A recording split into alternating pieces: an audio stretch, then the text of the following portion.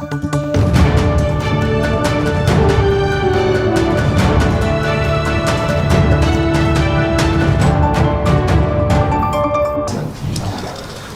edirəm, hörmətli media nümayəndələri, xanımlar, cənablar.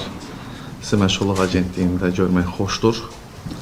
Dövlət Məşğulluq Agentliyi Əmək və Əhalinin Sosial Müdafiəsi Nazirliyinin tabeliyində publik hüquqi şəxsdir və agentliyin fəaliyyətinin əsas istiqaməti və qayəsi aktiv məşğulluq tədbirlərinin təşkili, işsiz və iş axtaran şəxslərin sosial müdafiəsinin gücləndirilməsi istiqamətində fəaliyyətlərin həyata keçirilməsi, işsizlikdən sığorta büdcəsinin və xərclərinin ödənilməsi, həyata keçirilməsi, idarə edilməsi, əmək məşğulluq haqqında Azərbaycan Respublikası qanununun tələblərinin yerinə yetirilməsinə nəzarət edilməsi və bu kimi fəaliyyətləri əhatə edir.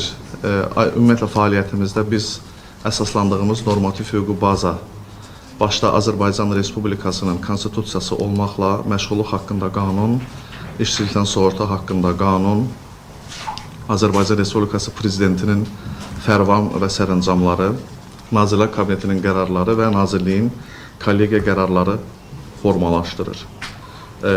Biz bayaq qeyd etdiyim kimi aktiv məşğulluq tədbirlərinin təşkili, gələcəyin əmək bazarına hazırlıq, peşə yönümü, sosial tərəfdaşlarla iş kimi fəaliyyətləri əhatə edirik və bu fəaliyyətlərin əhatəsində bizim agentliyin mandatı üzrə qarşıya qoyulan vəzifələrin icrasını həyata keçirdirik. Ümumiyyətlə, bunlardan biri, aktiv məşğulluq tədbirlərindən biri işə düzəltmədir. Bizim hamımızın həyatımızın müxtəlif dönəmlərində işə düzəltmə prosesində bir rol almışıq, iş axtarmışıq, doğru vəzifələrə və kvalifikasiyalara sahib olmaq üçün özümüzü təkmilləşdirmişik, iş görüşmələrində olmuşuq və bu və ya digər formada əmək münasibətlərinə daxil olmuşuq. Amma istəyərəm işə götürmədə Dövlət Məşğulluq Agentliyinin prizmasından bu prosesə bir baxaq. İşə götürmə, işlə təmin olma, işə düzəltmə proseslərinə bizim rakursdan baxanda görsənən mənzərə necə olur? Əvvəla bu proses harada həyata keçirilir? Bu Dövlət Məşğulluq Agentliyinin regional məşğulluq filialları, bütün ölkədə fəaliyyət göstərən xidmət şöbələri, dost mərkəzləri, dost filialı və dost məntəqələrində həyata keçirilir. Vətəndaş yaxınlaşır, bəlli bir işlə təmin olması üçün müraciət edir və bu zaman vətəndaşla ilk olaraq məşğulluq imkanlarının qiymətləndirilməsi həyata keçirilir. Biz buna qısa olaraq MİQ deyirik. Məşğulluq imkanlarının qiymətləndirilməsi, vətəndaşın təhsili, təcrübəsi, yaşadığı ünvan, sosial vəziyyət və digər meyarlar nəzərə alınmaqla vətəndaşın məşğulluq istiqaməti və məşğulluğunu təmin edilməsi üçün uyğun olan istiqamətlər müəyyənləşir. Bundan sonra isə vətəndaşla fərdi məşğulluq proqramı hazırlanır. Fərdi məşğulluq proqramı vətəndaşın yaşadığı əraziyə, dediyim kimi, keçmiş təhsili, təcrübəsi, bacarıq və kvalifikasiyalarına uyğun onun aktiv məşğulluq tədbirləri ilə əhatə olunmasını ehtiva edir və bu məşğulluq tədbirlərindən biri, əgər vətəndaşımız bəlli bir işə başlamaq üçün tam şərtləri ödəyir və hazırdırsa, göndəriş formalaşır. Məşğulluq tərəfdən işə düzəltmənin görüntüsü budur. Bizdə bunun digər tərəfi var. Bilirsiniz, əmək bazarı əmək ehtiyatları üzrə formalaşan tələbin və təklifin məzmunsudur. Və biz sosial tərəfdaşlarla bərabər, işə götürənlərlə bərabər əməkdaşlıq şəraitində və çərçivəsində vətəndaşlarımıza müvafiq göndəriş formalaşdırıb onların işə düzəltməsini həyata keçirdirik, dəstək oluruq. Elə bu platformadan istifadə edib bizimlə bərabər olan, bizə dəstək olan bütün işə götürənlərimizə, sosial tərəfdaşlarımıza təşəkkür edirəm. Və bu doğru əməkdaşlığın nəticəsidir ki, 2025-ci ildə 189 mindən çox vətəndaşımız işlə təmin edilmişdir.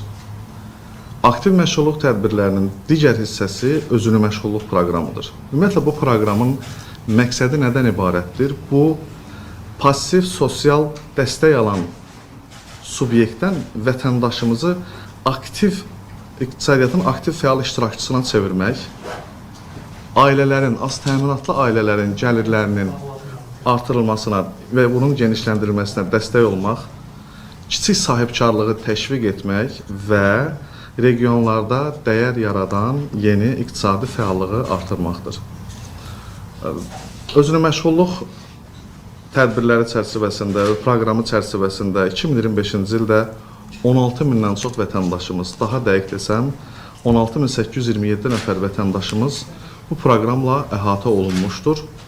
Ümumilikdə 2017-ci ildən bu günə fəaliyyət göstərən bu proqram 100 mindən çox, 113 minə yaxın vətəndaşımızı əhatə etmişdir. Ümumilikdə proqram çərçivəsində vətəndaşlarımıza 32 biznes ideyası, biznes istiqaməti üzrə zərflər təklif edilməkdədir.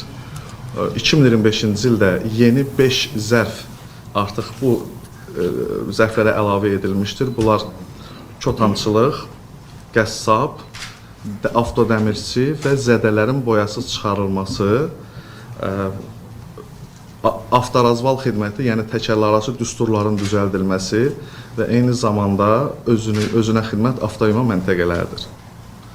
Digər zərflərimiz üzərində təkmilləşdirmə prosesi müntəzəm olaraq bazarın, istehlakçının tələblərinə uyğun təkmilləşdirilir və bu proses də davam etdiriləcəkdir. 2025-ci il özünə məşğulluq proqramı üçün daha bir əlamətdar hadisə ilə yadda qaldı. Belə ki, biz səmərəliliyin artırılması və dayanıqlı özünə məşğulluq prosesinin və kiçik biznesin təmin edilməsinə töhfə verəcək avtoklaster, klaster əsaslı özünə məşğulluq proqramlarının pilot olaraq icrasına başladıq.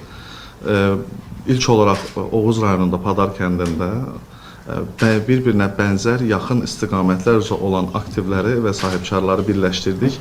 Bir ünvanda avtoklaster peşəkar adlı layihəni istifadəyə verdik. Bu həm özünə məşğulluq proqramının səmərəliliyinin daha da artırılması və eyni zamanda bu xidmətlərdən istifadə edən vətəndaşlar üçün xidmətin həm rahatlığını, həm də əlçatanlığını təmin etmək üçündür. Biz bunun 2026-cı ildə də əhatə dairəsini genişləndirəcəyik. Özünə məşğulluq proqramı eyni zamanda Dünya Bankı ilə bərabər həyata keçirilən məşğulluğa dəstək layihəsi çərçivəsində həyata keçirilir. Bu özünə məşğulluğa dəstək layihəsi Azərbaycan təcrübəsi və Azərbaycan praktikası kifayət qədər beynəlxalq arenada bəyənilmiş və Dünya Bankının Avropa və Mərkəzi Asiya üzrə regional direktorunun 2024-cü ildə xüsusi mükafatına layiq görülmüşdür və məşğulluğa dəstək layihəsindəki Azərbaycan təcrübəsi bu layihənin icra edildiyi digər ölkələrə də nümunə olaraq göstərilməkdədir. Ümumilikdə birinci faza 2020-25-ci illərə əhatə edən birinci faza başa çatmışdır. Bu ildən etibarən bu layihənin ikinci fazası başlayacaqdır. Birinci fazada 22 min vətəndaşımızın bu proqramla əhatə olunması nəzərdə tutulsa da, nəticə etibarilə biz 26.700 vətəndaşımızı bu məşğulluğa dəstək layihəsinin birinci fazası ilə əhatə etdik. İkinci faza üzrə isə 30.000 vətəndaşımızı bu proqramla əhatə edəcəyik. Ümumiyyətlə, məşğulluğa dəstək layihəsinin bir də təşviq mexanizmi vardır. Biz buna həvəsləndirmə mükafatı müsabiqəsi adını veririk. Artıq pilot olaraq proses başlayıb, 100 qalibimiz var və onlardan 10 nəfərinə Gəncə şəhərində artıq tələb etdikləri əlavə aktivlər təqdim edilmişdir. Yəni, həvəsləndirmə mükafatı nə deməkdir? Özünə məşğulluq aktivi ilə vətəndaşımız təmin olunub, dayanıqlı məşğulluğu və biznesi davam etdirir, uğurludur və onun daha da böyüməsi və inkişaf etməsi üçün əlavə avadanlıqlara ehtiyacı var. Bu zaman layihə çərçivəsində həmin o nümunəvi və uğurlu fəaliyyət göstərən mikro sahibkarımıza, kiçik sahibkarımıza məşğulluğa dəstək layihəsi çərçivəsində əlavə aktivlər də təqdim edirik. Aktiv məşğulluq tədbirlərinin digər istiqaməti peşə hazırlığıdır. Ümumilikdə 2025-ci il ərzində 18 mindən çox vətəndaşımız peşə hazırlığına cəlb edilmişdir. Ümumiyyətlə, peşə hazırlığı nədir? Peşə hazırlığı iş axtaran və işsiz şəxslərin bilik və bacarıqlarının artırılması, onların fərqli yeni peşə və ixtisaslara yönləndirilməsi, bu istiqamətdə kurslara cəlb edilməsi və əmək bazarının cari tələblərinə və gözlənilən tələblərinə uyğunlaşdırılması üçün həyata keçirilən bir aktiv məşğulluq tədbiridir. Peşə hazırlığı ilə bağlı bir statistikanı diqqətinizə çatdırım ki, bu 18 min cəlb olunan vətəndaşımızın böyük əksəriyyəti xanımlarımızdır. Yəni 11 mindən çox xanım 2025-ci il ərzində peşə hazırlığı kurslarına cəlb edilmişdir. 175 prioritet peşə əsas götürülmüş və bu peşə hazırlığı iki formatda həyata keçirilir. Biri, Dövlət Məşğulluq Agentliyinin tabeliyində olan 4 peşə hazırlıq mərkəzi vasitəsilə ki, bunlar Bakı, Göyçay, Gəncə və Bərdədə yerləşən Qarabağ peşə hazırlıq mərkəzləridir. Eyni zamanda biz əməkdaşlıq etdiyimiz özəl müəssisələri də bu işlərə cəlb edirik, tədris müəssisələrinin və əməkdaşlıq etdiyimiz müəssisələrin sayı 180-i keçmişdir. Onların da töhfəsi və dəstəyi ilə biz vətəndaşlarımızı peşə hazırlığı kursları ilə əhatə edirik. Dediyim kimi, prioritet olaraq 175 peşə seçmişik, amma bu dinamik olaraq əmək bazarının cari və gələcək tələblərini əsas götürərək biz bu sayda da və peşələrdə də təkmilləşdirmələrə və yeniliklərə gedəcəyik və bu peşə hazırlığının da əhatə dairəsi genişləndiriləcək. Çünki vətəndaşın, fərdin, individumun peşə hazırlığı vasitəsilə bazarın tələb etdiyi bacarıq, səriştə və kvalifikasiyalara sahib olması və bu istiqamətdə özünün əgər maddi durumu və şəxsi vəsaiti və ya təşəbbüsü kifayət etmirsə, bu dövlət dəstəyi mexanizmi vasitəsilə vətəndaşımızı da dayanıqlı əmək bazarında saxlamaq, dayanıqlı əmək münasibətlərinə qalması üçün istifadə olunan aktiv məşğulluq tədbiridir. Amma biraz istərdim sizi dəvət edim geriyə, çünki aktiv məşğulluq tədbirlərindən danışırıq, aktiv məşğulluq tədbirlərinə cəlb etmə istiqamətlərini müzakirə edirik. Amma hər şeyin əvvəlində insanlara doğru karyera və peşə yönümü məsləhəti göstərilməlidir. Və bu, insan həyatında erkən yaşlardan, hətta orta məktəb dövrlərindən başlayır. Biz bunun fərqindəyik, ona görə də bizim ən aktiv və geniş şaxəli əhatə dairəsi olan fəaliyyət növlərimizdən və xidmət növlərimizdən biri də peşə yönümü xidmətidir. Peşə yönümü istiqamətində biz 2025-ci il ərzində ümumilikdə 343 min vətəndaşımızı əhatə etmişik, 343 min vətəndaşımıza toxuna bilmişik. Peşə yönümü istiqamətləri haqqında da sizə geniş məlumat verəcəyəm.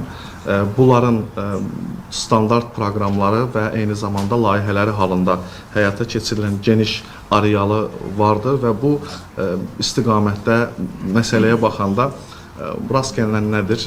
Bəzi layihələrimiz, çoxdur layihələrimiz, bəziləri haqqında sizə xüsusi bilgi vermək istəyirəm. Onlardan biri valideyn inkişaf platformasıdır.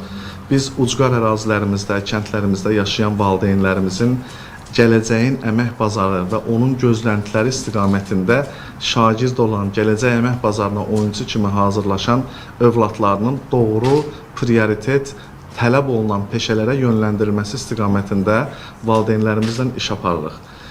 Başqa bir layihəmiz Çıraq platformasıdır ki, bu xüsusi həssas kateqoriyadan olan ailələrin övladlarından 2025-ci ilə bu layihəni biz başa vurduq.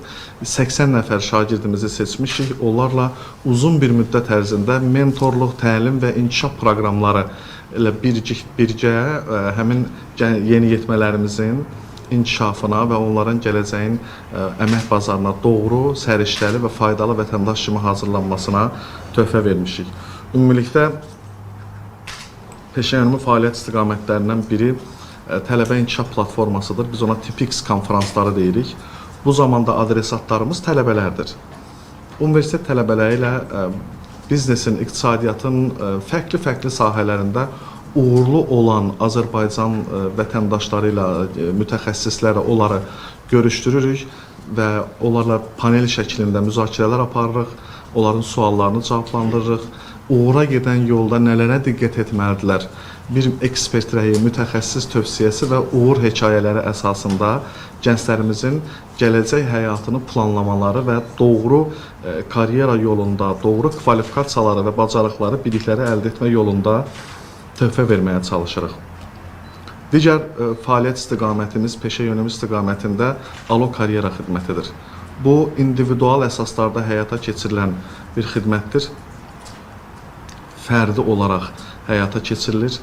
Vətəndaşımız, gəncimiz, əmək bazarına daxil olmaq istəyən vətəndaşımız necə eləyəcəyini, işə hardan başlayacağını bilməyə bilər və o zaman biz həmin vətəndaşımızla onlayn əsasda, onlayn formatda görüşürük. Onun əmək bazarına hazırlığı üçün doğru istiqamətlənməsi istiqamətində dəstək oluruq.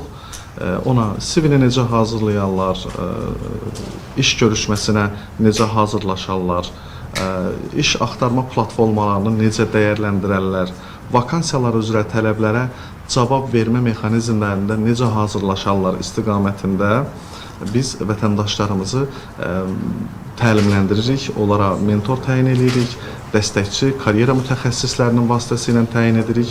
Hətta bəzi hallarda biz deyək ki, bəlli bir hissəsini özü bacarıb, görüb, CV-sini hazırlayıb, hətta müraciət edib, iş görüşməsinə randevu alıb, amma intervyu vaxtı necə davranacağını bilmir. O zaman biz həmin vətəndaşımızla simulyativ xarakterli bir iş görüşməsi ayarlayırıq və ondan sonra bərabər dəyərləndiririk.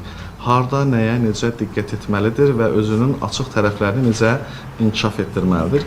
Bu Alo Karyera xidmətləri hər nə qədər individual xarakter daşısa da 2025-ci ildə ümumilikdə 2200-dən çox xidmət bu istiqamətdə konsultasiya həyata keçirilmişdir. Peşə yönümü istiqamətində bir də var geniş həcmli fəaliyyətlərimiz. Onlardan biri Peşəfest layihəsidir. Peşə öyrən gələcəyini qur devizi ilə 2025-ci ildə Bakı daxil olmaqla 11 regionda biz bu layihəni həyata keçirdik. Ümumilikdə 95 mindən çox vətəndaşımıza, adresatımıza çatdıq, onlara toxuna bildik. Layihənin formatı gələcəyin əmək bazarında prioritet olaraq önəmini qoruyacaq 14 peşənin özü, atributları və ən uğurlu mütəxəssisləri ilə bərabər biz sakinlərimizin qonaqları olduq və şagirdlərimizə, yeniyetmələrimizə, eyni zamanda onların gələcək peşə seçimində əvəzsiz və müstəsna rola və önəmə malik olan valideynləri və müəllimlərinə gələcəyin bu peşələri, onların üstünlükləri, önəmi, marağı, mənası haqqında geniş məlumat verdik. Digər məsələ gələcəyin əmək bazarı ilə bağlı dünyada trend olan çağırışlardır. Süni intellekt dönəmi gəlir, gələcəyin əmək bazarında nələr dəyişəcək və bu transformasiya necə keçəcək?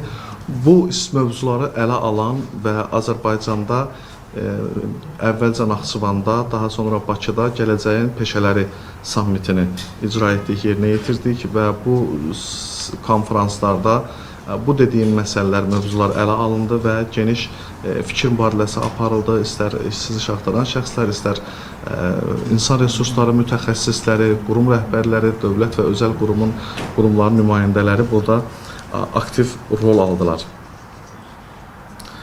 Ümumilikdə Dövlət Məşğulluq Agentliyi bayaq qeyd etdiyim kimi təkcə bir tərəfli deyil, eyni zamanda sosial tərəfdaşlarla, işə götürənlərlə aktiv əməkdaşlıqdadır və biz bunun arealını, əhatə dairəsini bu ildə genişləndirməyə, məzmun və məna baxımından da dərinləşdirməyə davam edəcəyik. Və sahibkarlarımıza, işə götürənlərimizə dəstək mexanizmləri ilə bağlı da bir neçə proqramlarımız haqqında məlumat vermək istədim. Onlardan biri birgə maliyyələşmədir, əmək haqqının birgə maliyyələşməsi proqramıdır, digəri məqsədli proqramlardır. Yəni biz iş yeri yaratma, yeni iş yerinin açılması, olan iş yerlərinin saxlanması istiqamətində təşviq alətləri olaraq bunları tətbiq edirik və birgə maliyyələşmə bunlardan, əmək haqqının birgə maliyyələşdirilməsi bunlardan biridir. Ümumilikdə 2025-ci il ərzində 448 işə götürənlə əmək haqqının birgə maliyyələşdirilməsi istiqamətində müqavilələr bağlanılmış və 1763 vətəndaşımız bu istiqamətdə işlə təmin olunmuşdur.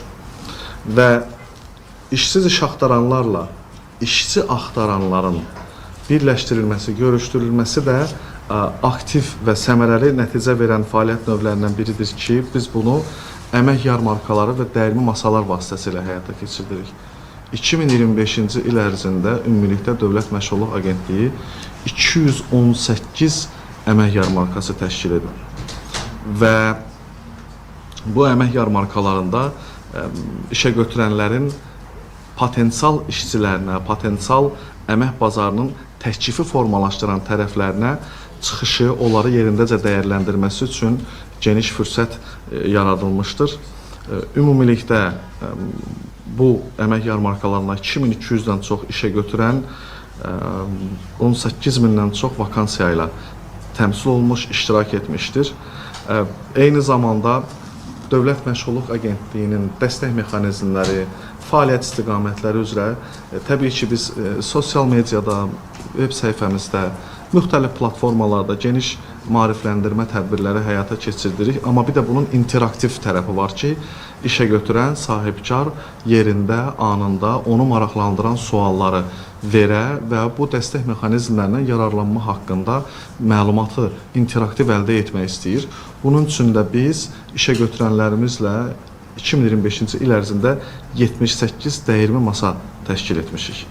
Və bu dəyirmi masalarda işə götürənlərin qayğıları, dəstək istəməkləri və bununla bağlı Dövlət Məşğulluq Agentliyinin edə biləcəyi, mandatı üzrə həyata keçirə biləcəyi bütün proseslər, proqramlar, alətlər haqqında işə götürənlər məlumatlandırılmış və bu əməkdaşlığın həm keyfiyyətini, həm kəmiyyətini, həm faydalılığını artırmaq istiqamətində kifayət qədər çox önəm kəsb edən bir alətimizdir ki, biz 2026-cı ildə də əmək yarmarkalarının və dəyirmi masaların əhatə dairəsini, eyni zamanda keyfiyyətini dərinləşdirmək və genişləndirmək istiqamətində fəaliyyətimizi davam etdirəcəyik. Bu həm çox faydalıdır, həm də gələcəyə yönəlik böyük vədlər və ümidlər vəd edən bir yanaşma prinsipidir. Ümumilikdə vakansiya bankında 61 mindən çox aktiv vakansiya mövcuddur. Dövlət Məşğulluq Agentliyinin bayaq qeyd etdiyim kimi sahibkarımıza, işə götürənimizə dəstək məqsədi ilə və eyni zamanda işə düzəlməkdə çətinlik çəkən həssas kateqoriyadan olan insanların əmək bazarına inklüziv formada daxil olması üçün də dəstək mexanizmləri və alətləri var. Bunlardan biri kvotadır. Kvota üzrə işə düzəltmə və kvotadan əlavə işə düzəltmə layihələridir. Biraz sonra ilərləyən dəqiqələrdə biz rəqəmsal həllərimiz və layihələrimizdən də sizi məlumatlandıracağıq. Amma ilk olaraq deyim ki, kvota üzrə işə düzəltmə artıq sahibkarlarımızın ciddi məlumatlılıq və marağı dairəsindədir və buna görə də 2025-ci il kifayət qədər uğurlu olub. 1811 qeyd etdiyim kateqoriyadan olan vətəndaşımız kvota çərçivəsində işlə təmin edilib. Bilirsiniz ki, sığorta hadisəsi proqnozlaşdırıla və ya hesablana bilmir, amma vətəndaşımızın işsizlikdən sığorta haqqının, hüquqlarının bərpa olunması, bərqərar olunması istiqamətində də agentliyimiz geniş həcmli işlər həyata keçirməkdədir. 2025-ci il ərzində 10.805 nəfər işçidən sığorta ödənişi və bu proseslə əhatə olunub və bu təbii ki, bütün dövrlərdə də, gələcəkdə də bu proses davam etdiriləcəkdir. İndi istəyirəm diqqətinizi sadaladığım bütün aktiv, pasiv məşğulluq tədbirlərinin hamısının bu və ya digər formada ehtiva olunduğu və bizim üçün xüsusi əhəmiyyət kəsb edən və önəm kəsb edən prioritet kimi qəbul etdiyimiz böyük qayıdış layihəsi haqqında danışmağa. Ümumiyyətlə, bilirsiniz, Müzəffər ordumuzun, Müzəffər Ali Baş Komandanımızın rəhbərliyi ilə Azərbaycanın ərazi bütövlüyü və suverenliyi bərqərar olunub və işğaldan azad olunmuş əraziyə həyat qayıdır. İnsanların repatriasiyası eyni zamanda onların məşğulluğu ilə əhatə olunmalıdır. Və keçən dövr ərzində ümumilikdə işğaldan azad olunmuş ərazilərimizdə 8000 vətəndaşımız işlə təmin olunmuşdur və 742 nəfərin də məşğulluğa cəlb edilməsi istiqamətində fəaliyyət həyata keçirilməkdədir. Təkcə 2025-ci ildə 2847 nəfər vətəndaşımız işlə təmin edilib işğaldan azad olunmuş ərazilərdə eyni zamanda özünün məşğulluq proqramı və bu proqramın zərfləri də aktiv şəkildə vətəndaşların ixtiyarına verilməkdədir. Onların maliyyə dayanıqlığının təmin edilməsi və öz bizneslərinin qurulması, iqtisadiyyata və töhfə vermələri üçün 154 nəfər özünün məşğulluq proqramına cəlb edilib. Ümumilikdə özünün məşğulluq proqramına cəlb edilən vətəndaşlarımızın sayı 705 nəfərə çatdırılıb. 266 nəfərlə də bu istiqamətdə işlər aparılır. Əsasən özünün işğaldan azad olunmuş ərazi özünün məşğulluq proqramına cəlb edilən vətəndaşlarımız Xocalı, Ağdam, Ağdərə, Ağdam və Füzuli rayonları ərazisində repatriasiya edən vətəndaşlarımızdır. Ümumilikdə işğaldan azad olunmuş ərazilərə köçən vətəndaşlarımızın 58% dövlət, 42% isə özəl sektorda çalışmaqdadır. Digər aktiv məşğulluq tədbirimiz olan peşə hazırlığı da işğaldan azad olunmuş ərazilərdə aktiv tətbiq edilməkdədir. Ümumilikdə 152 nəfər peşə hazırlığına cəlb edilib və müvafiq qaydada işlə təmin ediliblər. Ümumilikdə regionumuzda, yəni işğaldan azad olunmuş ərazilərdə peşə hazırlığına cəlb edilən vətəndaşlarımızın sayı artıq 360-a çatır. Dəyirmi masalarda və əmək yarmarkalarda bu regionda mütləq həyata keçirilməkdədir və təkcə 2025-ci il ərzində işğaldan azad olunmuş ərazidə 18 əmək yarmarkası həyata keçirilib və bununla da ərazidə həyata keçirilən əmək yarmarkalarının cəmi 26-ya çatdırılmışdır. 2026-cı il ərzində də bu proses davam etdiriləcəkdir və dediyim kimi əhatəsi də genişləndiriləcəkdir. 17 dəyirmi masa təşkil olunub işə götürənlərlə, işğaldan azad olunmuş ərazidə fəaliyyət göstərən işə götürənlərlə və bu dəyirmi masalarda işğaldan azad olunmuş ərazilərə məskunlaşan vətəndaşlarımızın məşğulluğu, eyni zamanda işə götürənlərin işçiyə olan ehtiyacının məskunlaşan sakinlərimizdən təmin olunması prosesində çox faydalı bir platformadır dəyirmi masalar və bu təbii ki 2026-cı ildə də davam etdiriləcəkdir. Məşğulluğa biraz da innovativ yanaşmanın tətbiqi bizim üçün kifayət qədər önəmlidir. 2025-ci ildə işğaldan azad olunmuş ərazilərdə Füzuli rayonunda qayıdış layihəsi icra olmağa başlamışdır və bu layihənin də bu səpkidən və bu qəbuldan olan layihələrin də artırılması, genişlənməsi 2026-cı il üzrə ildə olan hədəflərimiz sırasındadır. Rəqəmsal həllərimizdən danışdıqda bayaq qeyd etdiyim məşğulluq imkanlarının qiymətləndirilməsi, fərdi məşğulluq proqramı, bunlar təbii ki elektronlaşdırılıb, elektron qaydada həyata keçirilir. Eyni zamanda əmək və məşğulluq alt sistemində, əmasda peşə hazırlığı, işsizlikdən sığorta, ödənişli kvota modulu artıq istifadəyə verilib və yaxud da ki mövcud olanlar da təkmilləşdirilib. Yeni portal olan Mərkəzi Karyera portalı istifadəyə verilib. Mərkəzi Karyera portalının tərkibində peşələr atlası, iş dəyərləri aləti, Alo Karyera təkmilləşdirilmiş versiyada təqdim edilib. İstədiyiniz vaxt siz də tanış ola bilərsiniz. Maraqlı orada alətlər var, maraqlı orada layihələr var. Məsələn, peşələr atlası haqqında sizə qısa bir məlumat verim. Orada 40 peşə haqqında məlumatlar yerləşdirilib. Bu peşələrə yiyələnmək üçün nələr? Kvalifikasiya, bilik, bacarıq, təcrübə və s. və ilaxır. Eyni zamanda əmək bazarında bu peşələrə olan tələblər haqqında geniş məlumatlar verilməkdədir. Ümumilikdə əmək bazarının nəbzini, tempini tutmaq, gələcək üçün əmək bazarında gözləntilər, bu sahədə olan beynəlxalq hesabatlılıqlar və bunların hamısını əhatə edən əmək bazarı bülletenlərimiz mütəmadi olaraq dərc olunur və artıq bizim həm web saytımızda yerləşdirilir. Kifayət qədər maraqlı məzmun var. Təklif edirəm ki, o sahədə də o bülletenlərlə də tanış olasınız və bunun geniş ictimaiyyətə çatdırılmasında sizlər də bizə dəstək olasınız. Sadaladığım istiqamətlərdə Dövlət Məşğulluq Agentliyinin fəaliyyəti təkcə Azərbaycanda deyil, eyni zamanda beynəlxalq müstəvidə də kifayət qədər maraq cəlb edir və bizim beynəlxalq tanınmamıza dəstək olur. Belə ki, 2025-ci ildə Côte d'Ivoire'da Ümumdünya Məşğulluq Xidmətləri Assosiasiyasının seçkiləri həyata keçirildi və Məşğulluq Agentliyi tarixində ilk dəfə olaraq Ümumdünya Məşğulluq Xidmətləri Assosiasiyasının idarə heyətinə üzv seçildi. Təbii ki, bu seçkilərdə bizim qalib olmağımızın əsas aktorları və katalizatorları bizim uğurlu rəqəmsal həllərimiz, uğurlu layihələrimiz və şəffaflıqla həyata keçirilən proqramlarımızın nəticəsidir və bununla da biz artıq 80-dən çox üzvü olan bu beynəlxalq mötəbər təşkilatda dünyada məşğulluq istiqamətindəki yönləndirmələrə və məşğulluq istiqamətindəki təkmilləşmələrə öz töhfəsini idarə heyətinin üzvü olaraq verməyə davam edəcəkdir.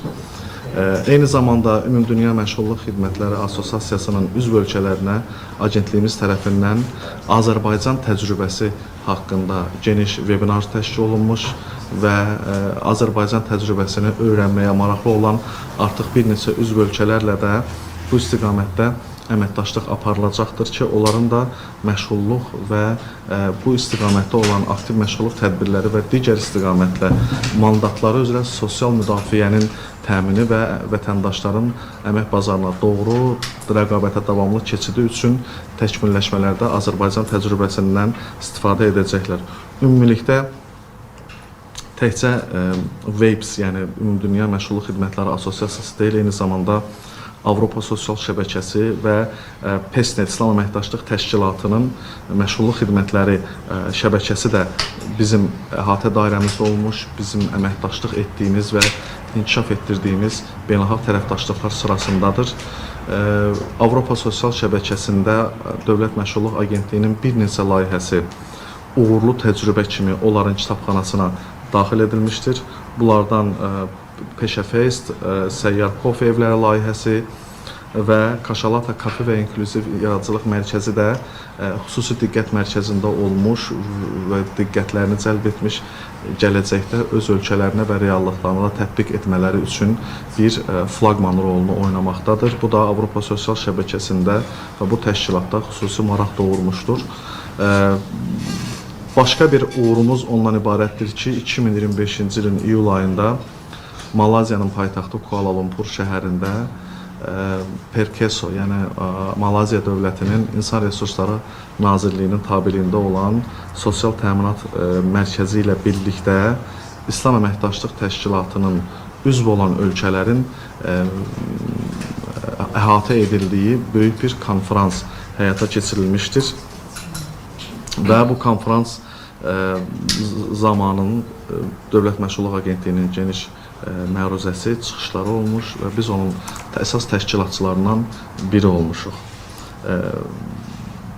Bu istiqamətdə bizim fəaliyyətlərimiz davam etdirilmiş, ölkələrlə birgə əməkdaşlıq layihələrimiz, əməkdaşlıq müstəvilərimiz dəyişdirilmiş, Mərakeş, Qazaxıstan və Malaziya ilə qarşılıqlı tərəfdaşlıq və təcrübə mübadiləsi haqqında da əməkdaşlıq sənədləri müvafiq olaraq imzalanmış və birgə təcrübə mübadiləsi və uğurlu təcrübələrin paylaşılması istiqamətində də əməkdaşlıq edəcəyimiz ölkələrin sırasında 3 dövlət daha əlavə olundu. Bu, ümumilikdə dediyim kimi, gələcəyin əmək bazarındakı dəyişikliklər və uğurlu təcrübələrin daha operativ tətbiqində yaxşı bir təcrübədir.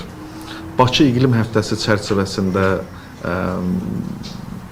seminar təşkil etmişik, ictimai dinləmə təşkil etmişik və ədalətli keçid üçün sənayedə yaşıl işçi qüvvəsinin gələcək inkişafının formalaşdırılması, imkanlar və çağırılışlar mövzusu olmuşdur.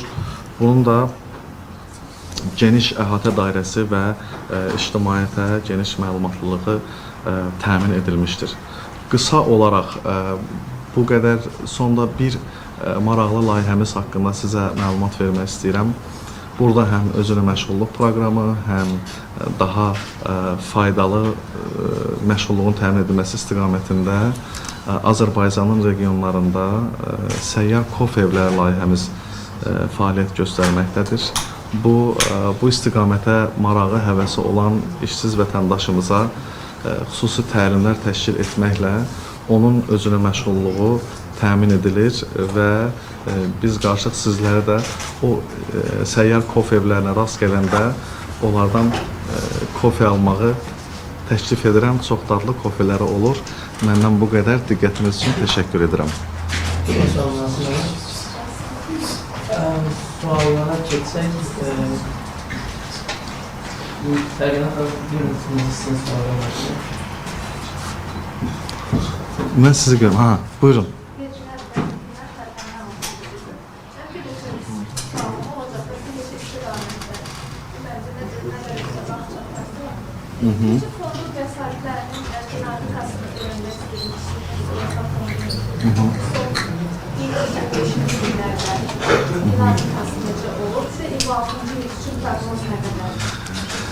İşçidən Sığorta Fondunun büdcəsi haqqında hər il müvafiq qanun qəbul edilir və o qanunda fondun gəlirləri və xərcləri göstərilir. Siz onları izləsəniz, o dinamikanı da, o sizi maraqlandıran məsələndə aydın görə biləcəksiniz. Dediyim kimi, bununla bağlı qanun var. Buyurun, buyurun. Bəli.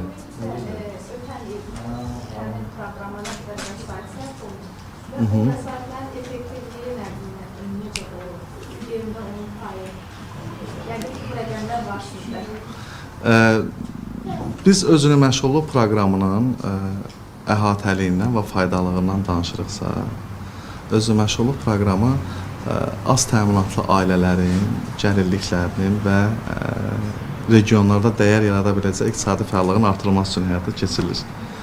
Və onun faydalılığın ən yaxşı nümunəsini mən sizə bir az öncə qeyd etdim ki, Dünya Bankının regional direktorunun xüsusi mükafatını qazanıb. Və mən düşünürəm ki, bu artıq o faydalılığa da, o səmərəyə də kifayət qədər gözəl işıq tuta biləcək bir istiqamətdir.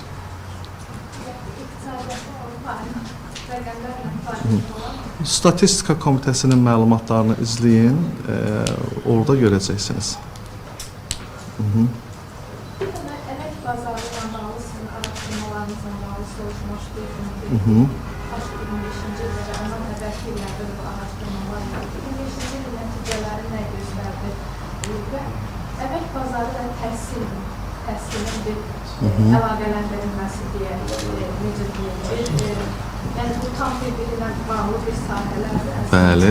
Amma yəni bizdə bu karyerası belə dedik, zəif və hələ ki. Bunun sıxlaşması üçün bu əlaqələrin hansı təklifləriniz var, hansı tədbirləriniz olacaqdır? Mən sizin dediklərinizin çoxu ilə razıyam, amma o korrelasiyanın zəif olması fikri sizə aiddir. Mən o fikri dəstəkləməyəcəm. Biz, bəli, təhsil sənaye birliyi istiqamətində əmək bazarındakı doğru trendləri müəyyənləşdirmək üçün ali təhsil müəssisələri ilə məktəbə qədər ümumi təhsil üzrə Dövlət Agentliyi ilə sıx əməkdaşlıqdayıq və orta məktəblərdə, istər ali təhsil müəssisələrində tələbələrlə, gənclərlə iş aparmaqdayıq və gənclərin, tələbələrin əmək bazarına hazırlığını müəyyən etmək üçün yeni bir alət istifadəyə vermişik. Bu, əmək bazarına hazırlıq indeksi və ya kadr indeksidir. Bu, artıq 2 universitetdə pilot olaraq icrası başlanılıb və 6 universitetlərlə bu istiqamətdə əməkdaşlıq davam etdiriləcəkdir. Yəni, universitetlər, ali təhsil müəssisələri tələbələrinin, məzunlarının əmək bazarına hazır olmasında, rəqabətli olmasında kifayət qədər maraqlıdırlar və bizimlə də yaxından əməkdaşlıq edirlər. Çox sağ olun. Cəsər Hüseynizadə Qeytas saytı. Siz işə düzəltmə ilə bağlı geniş məlumat verilir. Bilirik ki, dövlət qurumları ilə yanaşı özəl sektorda bu sahədə fəaliyyət göstərir və 2020-ci ildən işə düzəltmə mərkəzindən reyestri məsələsi ortaq olub və özəl sektorda bəzən vətəndaşların hüquqlarının pozulması ənənə hal alırdı bu işə düzəltmə mərkəzinin. Hazırda reyestrin fəaliyyəti necədir? Yəni, uğurlar var mı? Bunu bilmək istədim. İkinci sualım da birbaşa vətəndaş cəmiyyətinə bağlıdır. Çünki Nazirliyin müxtəlif qurumlar vətəndaş cəmiyyətinə aktiv fəaliyyət göstərir. O cümlədən məşğulluq agentlikdə müəyyən infoturlar, ictimai dinləmələr 26-cı ildə hər hansı bir fəaliyyətlərin davam edəcək. Çox sağ olun. Təşəkkür edirəm. İşə düzəltmə vasitəçiliyi ilə məşğul olan hüquqi şəxslərin reyestri bəli bizdə mövcuddur və 2026-cı ildən etibarən bu tam elektronlaşdırılıb. Elektronlaşma bilirsiniz həm şəffaflığı, həm operativliyi təmin etmək üçündür və bu reyestrin fəaliyyəti kifayət qədər qənaətbəxş və daha böyük nəticələr vəd edəcək bir müstəviyə artıq qalxıb. Ona görə də bu işə düzəltmə vasitəçiliyi ilə məşğul olan hüquqi şəxslər də bu reyestrdə qeydiyyatdan keçməkdə və öz fəaliyyətlərini aktiv şəkildə orada göstərməkdədirlər. Dediyim kimi bu artıq tam elektronlaşdırılıb və bu əmas üzərindən həyata keçirilir.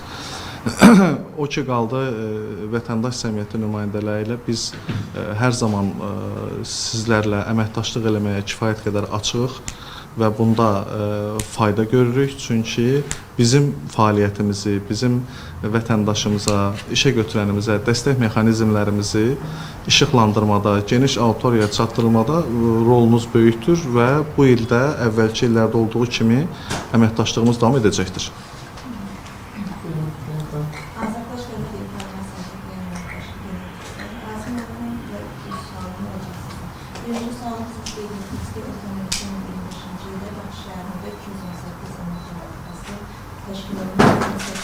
Bütün ölkədə. Bəli. Həmin o vaxtdan suallar üzrə ikinci məhəl işlətmənin yolunu birinci sualım. İkinci sualın əmək proqramında siz də qeyd etdiyiniz kimi 175 peşə və əsasən tədris edilir sizin tərəfinizdə. Gələcəkdə o 175 peşə və ixtisasın sayının artırılması və nə qədər olması məsələsində bilirsiniz ki, əmək proqramında hazırda dəyişikliklər məsələsi var. Siz nə vaxtında intellektlə bağlı hazırda İkinci sualım isə Dövlət Ümumi Agentliyi ilə hansı xarici ölkələrdə yaratmışları ölkələrin təcrübəsini Azərbaycana baxır? Gəlin sondan əvvələ doğru gedək. Dediyim kimi Dövlət Məşğulluq Agentliyi 3 beynəlxalq təşkilatla yaxından əməkdaşlıq edir. Bunlar WAPES, Avropa Sosial Şəbəkəsi və PESNET-dir. Təbii ki, təkcə bu dövlətlərdə yox, bu təşkilatlarda olan təkmil təcrübələrin Azərbaycanda tətbiqi həyata keçirilir. Amma nəzərə alın ki, Azərbaycan təcrübəsi də digər ölkələrdə həyata keçirilir. Çünki bizim bu sahədə kifayət qədər uğurlu bir təcrübəmiz vardır. Bircə necə üzr istəyirəm? Hansı ölkələrdə də bizim təcrübəmiz var? Baxın, 2025-ci ilin noyabr ayında bizim səhv etmirəmsə veb saytımızda da vardır. Biz Ümumdünya Məşğulluq Xidmətləri Assosiasiyasına üzv olan ölkələr üçün webinar keçirmişik. Həmin webinar bizdə saytımızda var. Baxa bilərsiniz ki, orada nə qədər ölkə, hansı istiqamətdə bizdən hansı dəstək istəyib. O məlumatlar orada vardır. Tanış ola bilərsiniz.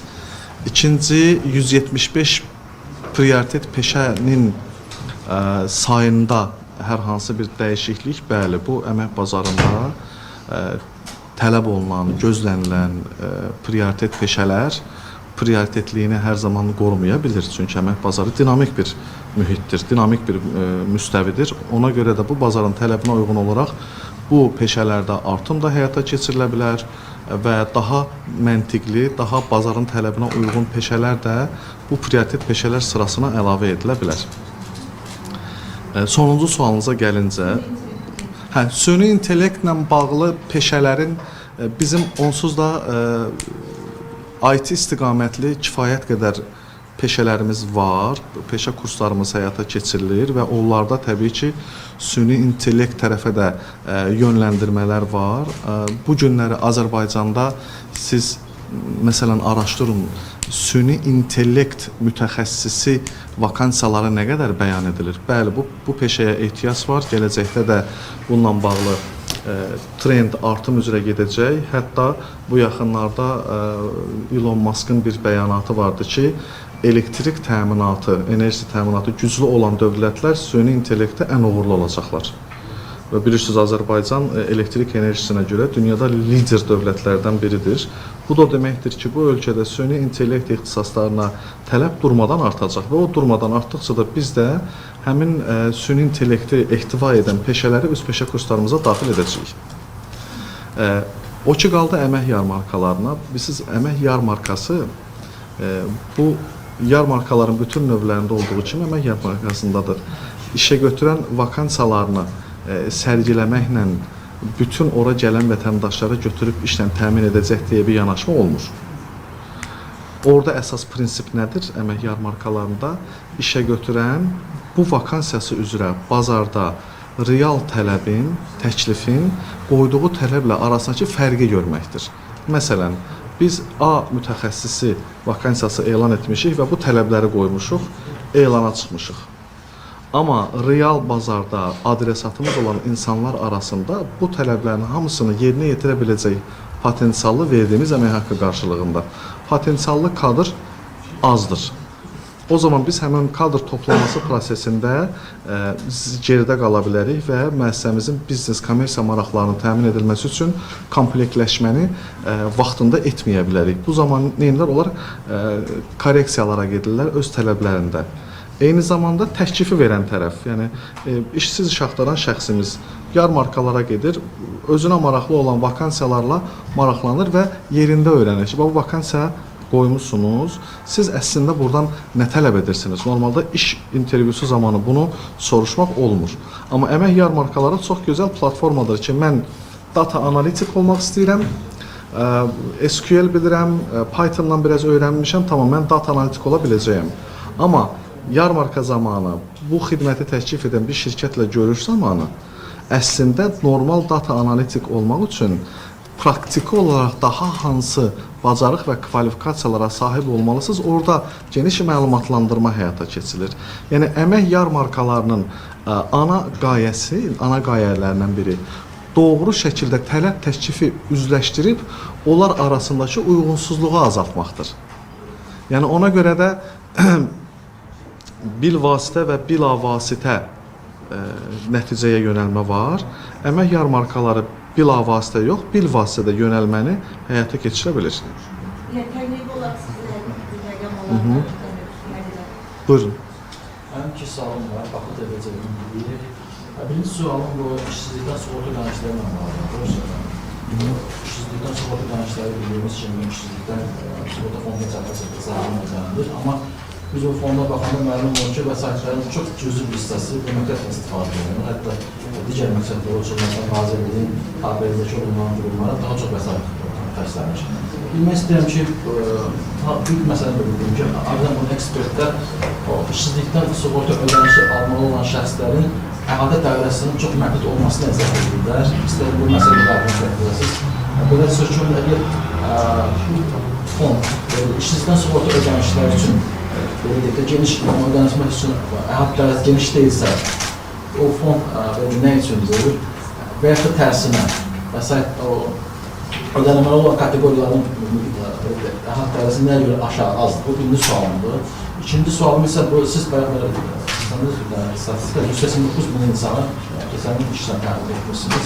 Amma bu dünyada bir dənə statistika var. Qəsəndə dövlət məşğul qurulmaq vermişdir. 18 il 3-cü arasında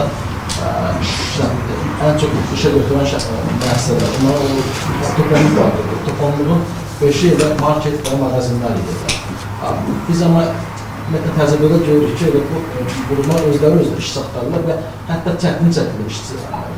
Cəlbəkdir, çünki onlardan çoxunda əmək qanunvericiliğində rəayət olunur və buna görə də çox insan üçün o işləmə görə də əlverişli deyil. Bu baxımdan bu adamları işlə təmin etmək deyil, məsələn, onları o statikaya daxil etmək nə dərəcədə reallığı əks etdirir? 2 sualla 6 sual vermiş oldunuz, amma yenə yaxşı cəmlədiniz. Biz çalışacağıq onları cavablandıraq. Öncəliklə işsizlikdən sığorta fondunun, işsizlikdən sığorta vəsaitlərinin yönləndirilməsi və o segmentasiyası işsizlikdən sığorta haqqında qanundan tənzimlənir. Mən tövsiyə edirəm siz həmin qanunun müddəalarına yenidən baxın və o istiqamətdə sizin suallarınızın bir hissəsi cavablandırılacaq. İkinci, işsizlikdən sığorta fondunun büdcəsi haqqında hər il qanun qəbul edilir və orada o vəsaitlərin yönləndirilməsi, hansı tərəfə yönləndirilməsi müddəalarına baxsanız, onların hamısının işsizlikdən sığortanı əhatə etdiyini görəcəksiniz. Üçüncü, sığorta hadisədir. Bu təkcə işçilikdən deyil. Siz icbari sığortanda baxın, icbari tibbi sığortaya da baxın. Bir prosesin sığorta hadisəsi olması üçün onun bəlli şərtlərə və bəlli meyarlara sahib olması lazımdır. Hər hadisə sığorta hadisəsi hesab olunmur. Və bu ölkədə, Azərbaycanda işçilikdən sığorta hadisəsi kimi qəbul edilənlərin meyarlarına baxsanız, siz onların çərçivəsinin dar olmasının səbəbini insanların bu hadisələrə dostlaşmaması ilə əlaqələndirəcəksiniz. Fondun xərcləri ilə deyil. Yəni bugün ölkədə 300 avtomobil qəzası ola bilər, sığorta hadisəsi ola bilər və yaxud da ki 500 ola bilər. Amma siz bütün 100 minlərlə avtomobilə sığorta ödənişi ödəməyəcəksiniz ki, çünki ödəniş etmək üçün sığorta hadisəsi olması lazımdır. İkinci rəqəm siz dediyiniz bu 2018-23-cü illərdə universitetlərdən sadəcə bakalavr pilləsi üzrə məzun olan şəxslərlə bağlıdır. Və o, bu dediyimiz statistika ilə əlaqəli deyil. Onun başqa orientasiyası var, başqa pilləsi var. Ona görə də o məlumatları məncə biraz daha dəqiqləşdirin və biz onu dərc etməmişik. Bizim reyestrimizdə var, sadəcə oradan interpretasiya eləyiblər. Mən sualım təhlil olunur. Mən orada birincisi, bu əhali dairəsi azdır. İşçilikdən sığorta fondu ilə bağlı, ödənişlərlə bağlı. Məsəl üçün, müəssisələrin çoxunda biz görürük ki, işçiləri belə deyək də, özlərinin təşəbbüsü ilə işləndə edirlər. Bu hal orada məncə yoxdur. Orada məsələn var ki, yox, siz belə eləyək də, baxın. Müəssisə fəaliyyətinin dayandığında və iqtisadlar olanda ən çox bununla qaldır. Bir də ki, əsas yer verilir, işçinin əgər mən müqaviləsində qonaqdan verilir, bir də bu halısı kullanmalıdır. Amma məsələn, ki, işçinin işdən çıxarılırlarsa, öz təşəbbüsünün məsələn, bir də gəlməkdə işdən çıxır. Ərizə yazılıb çıxardığında, bu halda məsələn, ən çox da geniş gəlmiş bir haldır. Yəni, baxın. Biz bununla bağlı, məsələn, görmürük ki, kimsə desin ki, mən zeytin onu danışalım elədim. Bu, birinci məsələ olan tərəf. İkinci sualda ki, yəni sizə dediyim, mən o statistikanı elə səsləndirmədim. O statistikanı onu səsləndirdim ki, yəni ki, bir dəqiqə aslında belə götürüldü. Ən çox işə götürənlər, o bir savabını onlara yayılmış 10 dənə toplanlıqda olan müəssisələrdir. Və onların çoxuna da o qədər bir maraqlı olmayan insanlar işləmədə. Məcburi yapma misyasını gerekir. Ona görə bir də məsələn, işə düzəltdiyi elədi, biraz yəni şey, biraz reallıqla biraz səsləndir. Orada mən təklif eləyərəm ki, mən düşünmürəm sizin sualınızda hər hansı bir təhrifə yol verilib. İşsizlikdən sığorta ödənişinin əhatəsinin məhdud olmasını deyirsiniz. Baxın, əmək münasibətləri öncədən razılaşdırılmış formada iki tərəflə bərabər həyata keçirilir.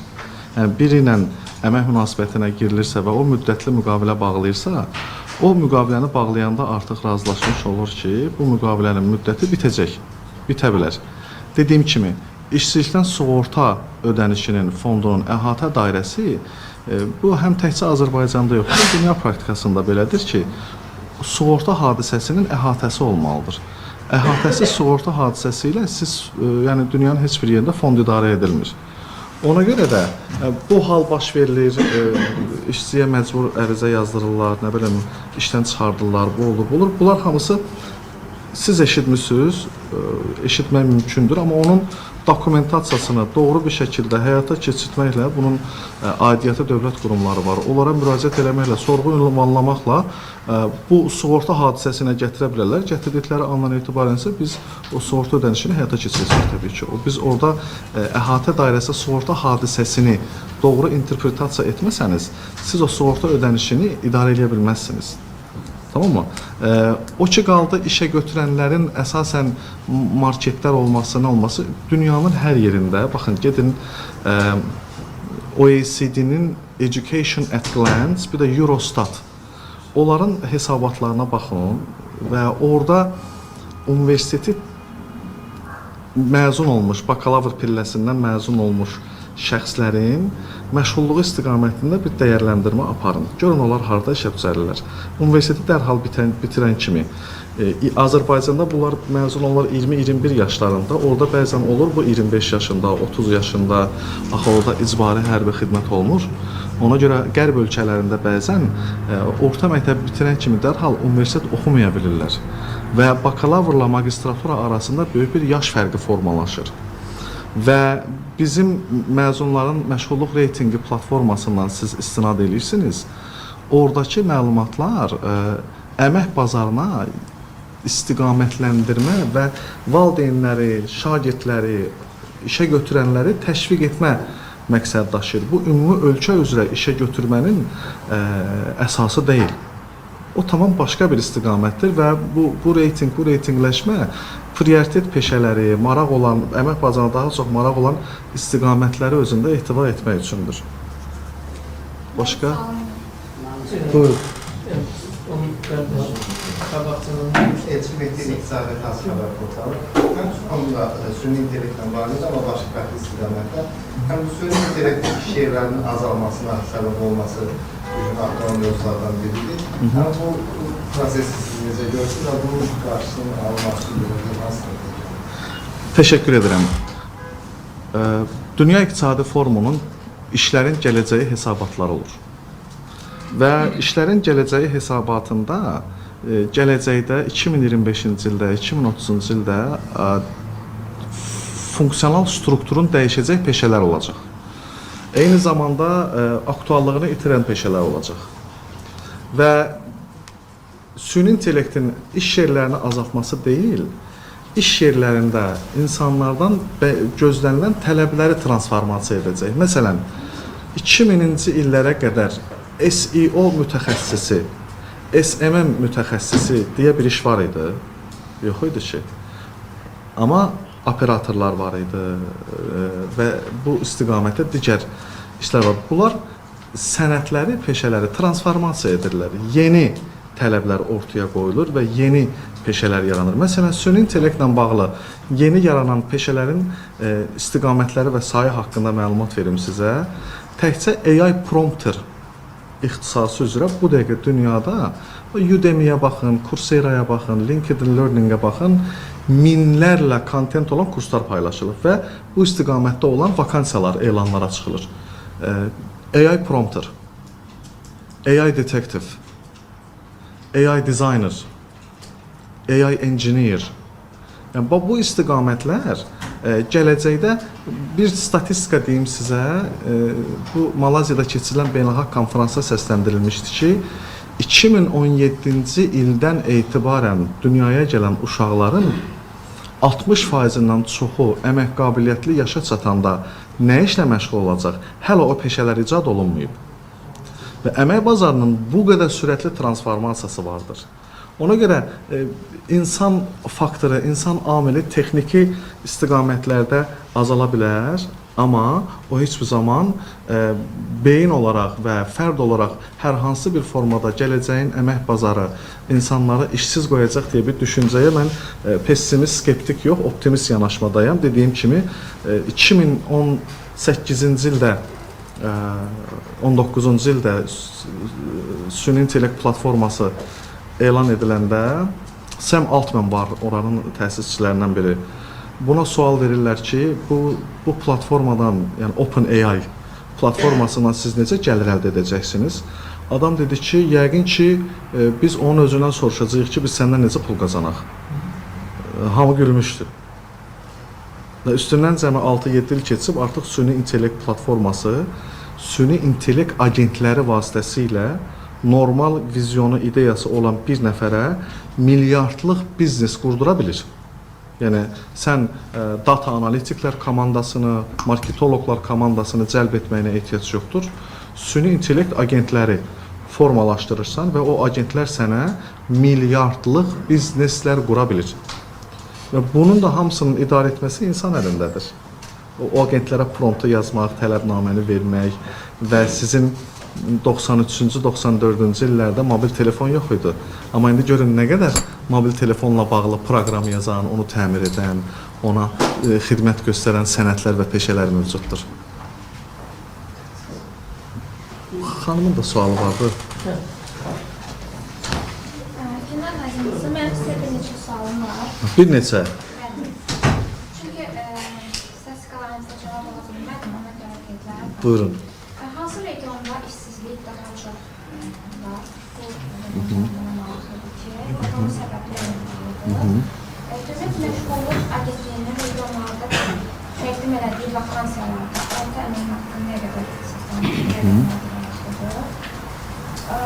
Azərbaycanda qadınlarla kişilərin əmək haqqı məsələsi hər zaman artıq neçə illərdir problem olaraq qalır ki, qadınlar daha az əmək haqqı alır. Bu Milli Məclisi bildirmişdə müzakirə olunur ki, bu istiqamətli işlər görməlidir. Siz necə düşünürsünüz? Bu problem nə vaxt həll olacaq? Və yaxud bu istiqamətdə hansısa bir təşəbbüsləriniz varmı agentlik olaraq? Bir də 18.000 peşə təlimləri deyilir, kurslanacaq onu. Real ifadədə onların neçə il işlə təmin olunur? Sualınızın birinci hissəsi Dövlət Statistika Komitəsinin məlumatlarında vardır. Amma statistikayı siz təqdim edirsiniz. Siz Dövlət Statistika Komitəsinin açıqladığı rəqəmlərə baxsanız, məncə tam qane olmuş olacaqsınız. İkinci, Azərbaycanda qadınların əmək haqqının kişilərə nisbətən az olması, yəni mənim bilmədiyim və mənim rastlaşmadığım bir fenomendir danışırsınız. Çünki bizim Dövlət Məşğulluq Agentliyində, ümumiyyətlə Əmək və Əhalinin Sosial Müdafiəsi Nazirliyində əməkdaşların yarısı xanımlardır. Və faktiki vəzifə üzrə nomenklatur əmək haqqı da əsla və əsla fərq qoyula bilməz. Təyin olunan əmək haqqı vəzifə üçündür. O vəzifədə xanım da çalışa bilər, bəy də çalışa bilər. Orada heç bir zaman cinsiyyətə görə bir ayrı-seçkilik ola bilməz. O ki qaldı sualınızın üçüncü hissəsinə, 18.000-dən çox bəli peşə hazırlığı təşkil etmişik və məzunların 61,4% işlə təmin olunur. Bəli. Başqa? Federal saytından arasında mən bir neçə sual olacaq. Sizə də bir neçə. Yaxşı, buyurun. Konkret cavab almaq istəyirəm. Əvvəlcə bilmək istəyirəm ki, agentliyin büdcəsinin neçə faizi işsizlikdən sığorta ödənişinə köçürülür, və ən əsas ölkədəki hazırda işsizlərin sayı nə qədərdir? Statistika Komitəsindəki məlumatlar ötən il tam əhatə ediləndir, dekabr birləşdirir olan məlumatlar əhatə. İkinci sualım bizneslərlə bağlıdır, hansı ki, dəstək olunur işsiz şəxslər ki, onlar öz bizneslərini yaradırsın. Ən çox hansı sahədə biznes yaradılır? Məsələn, neçə dönərxana yaradılır, neçə kofe aparatı verilir, neçə avto servis yaradılır? Yaradılan bizneslərin ən əsası neçə faiz dayanıqlı olur? Məsələn, sabah nüfus ola bilər də həmin şəxs və yaxud başqa halda ola bilər. Ən əsası verilən adamlara satıla bilər başqa adamlara. Yəni, siz verdiğiniz şəxsə öz məşğulluğu təmin edib, bir müddətdən sonra başqasına satdılar bu adamlara. Bu sistemimiz tənzimlənir. Belə halından rastlaşmışsınız. Bir də kofe aparatlarına bağlıdır, ən əsası. Kofe aparatlarına icazələr, məsələn, üstündə reklam yerləşdirilməsi, kofe aparatının harada dayanmalı olduğu, o icazələr haradan alınır? Sizdən alınır, yoxsa? Sonuncu sualı xahiş edirəm. Yeni yaradılacaq biznes sahələri özünə məşğulluq çərçivəsində hansı biznes sahələri yaradıla bilər? Bax, kolleqamız sizin bir neçənizin sual vermə haqqını aldı sizdən, deyim sizə. Əvvəla, səyyar kofe evləri layihəsi bu ölkədə fəaliyyət göstərən bütün kofe aparatlarına aid deyil. Bu, özəl bir özlü məşğulluq proqramı çərçivəsində olan proqramdır. Və burada söhbət plakatlardan gedirsə, bu Dövlət Məşğulluq Agentliyinin logosu onun üzərində olur və bizlə əməkdaşlıq edən icra hakimiyyətinin logosu olur. Bunun üçün hər hansı bir icazə, mən bilmirəm, elə bir ehtiyac varsa yoxsa yoxdur. Birgə əməkdaşlıq çərçivəsində, çünki bu sosial bir layihədir və harada yerləşməsi isə icra hakimiyyəti özü öncədən bizə yer təklif edir. Və kifayət qədər də şəhərin aktiv yerlərində insanların daha çox olduğu yerlər təklif olunur. Çünki burada məqsəd nədir? Həm egzotik, həm doğru, həm də dayanıqlı məşğuliyyətin təmin olunması üçün. Bütün ölkəmiz üzrə gəzə və o səyyar kofe aparatlarını görə bilərsiniz ki, onların yeri haradır. Yəni, bu sosial bir layihədir, bu məşğulluğa dəstək üçündür. Sualınızın digər hissəsi ki var, siz rəqəmsal layihələrin Hansı bizneslər? hani yeni biznes layihələri? Bu yeni biznes layihələri dediyim kimi əmək bazarında istehlakçıların tələbinə uyğun formalaşdırılır. Gələcəkdə hər hansı bir yeni biznes layihəsinə gərək duyularsa, o zaman bu yeni biznes layihələrdə əlavə olunacaq. Dayanıqlığına gəlincə, bizim bu günə qədər təmin etdiyimiz bütün özünü məşğulluq aktivləri ilə bağlı son dövrdə siz olan hamısının təyinatı, təqdim edilməsi ilə bağlı məlumatları bizim platformalardan görə bilərsiniz. Və müflisləşmə ehtimalı və yaxud da ki, davam etdirmə ehtimalı kifayət qədər azdır.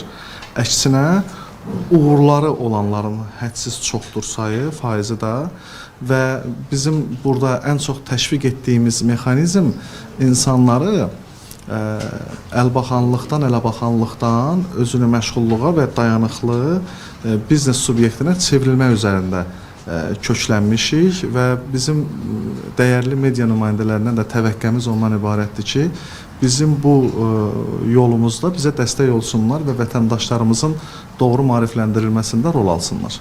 Neçə faiz dayanıqlı olmaq? Yerdə faiz yoxdur, belə bir ki, yəni izlənmə yoxdur bu arada. Ağacların satılması barədə, avlanmaların satılması barədə nəsə məlumat yoxdur. Bəs üzr istəyirəm, ən azı sualım qaldı. İşsizlikdən, agentliyin büdcəsinin neçə faizi işsizlikdən sonra dərləndir? Və işsizlərin sayı da? Yox, agentliyin büdcəsinin neçə faizi işsizlikdən sığortaya ödənilib, mən sualı tam olaraq mahiyyətini anlamıram. Biz dedik ki, 10 mindən çox şəxsi 10 mindən çox şəxsə sığorta təşkil edilir. Bunun həcmi var da məbləği. Bəli. Məbləğ büdcənin fonda ayrılan büdcənin neçə faizidir? Yəni baxın, agentliyin büdcəsi, agentlik maliyyələşir işsizlikdən sığorta fondundan. Siz əgər agentliyin əməkdaşları nəzərdə tutursunuzsa, bizim hamımızın əmək haqqımızın sizdəki kimi bəlli bir faizi işsizlikdən sığorta fonduna ödənilir. Amma bizə işsizlikdən sığorta fondunun bizə ayırdığı büdcəni təzədən biz qaytarıb sığorta fonduna qaytarmağımız bu biraz mahiyyət etibarilə biraz anlaşılmayan tərəfdir. Dediyim kimi siz işsizlikdən sığorta fondunun büdcəsi haqqında həll qəbul edilən qanunlara baxsanız o rəqəmləri orada görəcəksiniz dəqiq. Son sual sizdən verir. Hazırpress Media Agentliği Aydın İbrahimova. Geçen önce dekabr ayında Devlet Meşgulluğu Agentliği Türkiye'de vakant yerler ilan etti. Sərf etməsi 470 vakant yerler olundu. Bu yıl bu tendensiya devam edecek mi ve daha hansı ülkelerde vətəndaşlıklar için meşgulluq imkanlarını təqdim edeceksiniz? Teşekkürler öncelikle. Ümumiyyətlə, bilirsiniz, əmək miqrasiyası qarşısı alınmayan və normal qəbul edilən bir fəaliyyət növüdür. İnsanlar bu və digər formada ölkə xaricində məşğulluqla təmin olma, yaşama və işləmək istəyə bilər. Və keçənləri bu istiqamətdə Türkiyədə otelçilik və dənizçilik istiqamətdə vakansiyalar elan olundu və bura uyğun və uğurlu namizədlər seçildi və onların məşğulluğuna dəstək göstərildi, göstəriləcəkdə bu fəaliyyət davam etdiriləcək və bu istiqamətdə bizim əsas gözləntimiz və istəyimiz ondan ibarətdir ki, məsələn, Azərbaycan Respublikasının vətəndaşı bu və ya digər ölkədə iş tapır, özü ilə məşğulluğunu təmin edir, amma orada hər hansı bir formada ona qarşı hüquqlarının qorunması istiqamətində dəstək göstərilməsində çağırışlar olduğuna görə dövlət məhz bunun bilib və vətəndaşlarımızın hüquqlarını ölkə xaricində olsa belə qorunması istiqamətində dəstək göstərmək istəyir və bu proses bu ildə davam etdiriləcəkdir. Dostlar, teşekkür ederim. Çok sağ olun. Kimin eğer araba sualı kaldıysa vermek isterseniz suallarınızı bizler müracaat edebilirsiniz. Teşekkürler. İnşaat programı var. Siz onu açın. Orada göreceksiniz ki